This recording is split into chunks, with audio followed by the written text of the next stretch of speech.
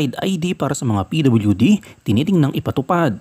Magkakaroon ng pinag-isang identification system para sa mga persons with disabilities na layong alisin ang mga peking PWD ID cards ayon sa Department of Social Welfare and Development. Sinabi ni DSWD Secretary Rex Gatchalian na ang bagong Unified ID system ay magpapahinto na sa mga mapagsamantala, partikular ang mga kriminal na umaabuso sa mga benepisyo at diskwento ng eksklusibong nakalaan para sa mga PWD.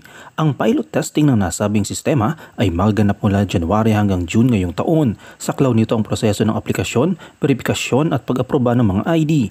Ayon kay Gatchalian, ang sistemang ito ay isa sa mga pangunahing panukala ng National Council on Disability Affairs o NCDA upang sugpuin ang pagkalat ng mga peking PWD ID. Pinamumunuan ni Gatchalian ang NCDA Governing Board. Ang bagong PWD ID ay magkakaroon umano ng mga sumusunod na katangian. Pare-pareho na ang disenyo ng ID, hindi gaya ng kasalukuyan na iba't ibang itsura depende sa lokal na pamahalaan. Lalagyan ito ng Radio Frequency Identification o RFID upang masigurong lehitimo ang ID at hihingan ang biometric information ng aplikante bilang dagdag na seguridad.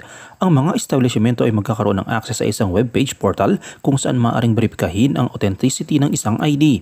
Inihahandaan rin ang pulisiya na magpapahintulot ng aplikasyon para sa online IDs bilang unang hakbang. Ang physical na kopya ng ID ipapadala ng DSWD sa pamamagitan ng koreo kapag hinihiling na.